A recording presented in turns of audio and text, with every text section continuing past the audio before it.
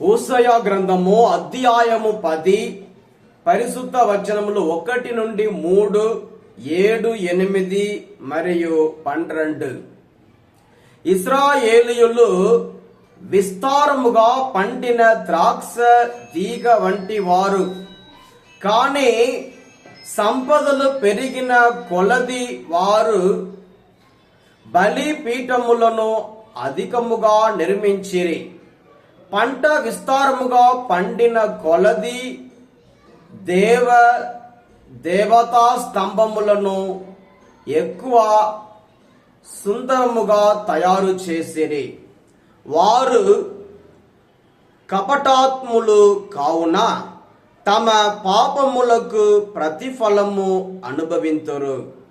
దేవుడు వారి బలిపీఠములను కూలద్రోయును, వారి దేవతా స్తంభములను పడగొట్టును. ఈ ప్రజలు ఇట్లు పలుకుదురు, మేము దేవుని లక్ష్యము చేయలేదు గాన మాకు రాజు లేడయ్యను. కానీ రాజుండి మాత్రము మాకేమి చేయగలడు? సమరియా ధ్వంసమగును, దాని రాజు విరిగి నీటి మీద పడిన కొమ్మతో సమానము. ఇశ్రాయేలీయులు విగ్రహములను కొలిచిన బేతావెను కొండల మీది గూలు నాశనమగును. అచ్చటి బలిపీఠములపై ముళ్ళు కలుపు మొక్కలు నెదుగును.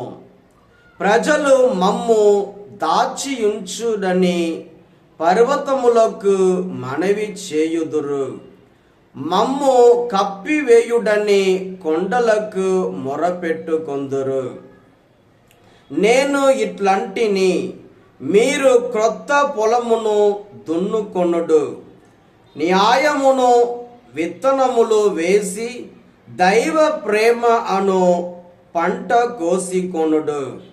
మీరు ప్రభుడనైన నా చెంతకు తిరిగి రావలెను. నేను వచ్చి మీపై నీతి వర్షమును కురియింతును. ఇది ప్రభువు వాక్కు. సర్వేశ్వరునికి వందనములు. మత్తయి సువార్త అధ్యాయము 10 పరిశుద్ధ వచనములు 1 నుండి 7 వరకు. యేసు తన 12 శిష్యులను చెంతకు పిలిచి, దుష్ట ఆత్మలను పారద్రోలుటకు, సకల వ్యాధి బాధలను పోగొట్టుటకు వారికి అధికారమును ఇచ్చెను. ఆ 12 అపోస్తలుల పేర్లు ఇవి. అందు మొదటివాడు పేతురు అనబడు సీమోను, తదుపరి అతని సోదరుడగు అంద్రేయ, జెబెదాయి కుమారుడగు యాకోబు, అతని సోదరుడగు యోహాను, ఫిలిప్పు, బర్తలోమై, తోమా, సుంకరియగు మత్తయి, అల్ఫై కుమారుడగు యాకోబు, తద్దై, కనానీయుడగు సీమోను, ఆయనను అప్పగించిన యూదా ఇస్కారియోతు. యేసు ఈ 12 శిష్యులను పంపుచు వారికి ఇట్లు ఆజ్ఞాపించెను, అన్య జనులుండు ప్రదేశములలో ఎచ్చటను అడుగు మోపవలదు.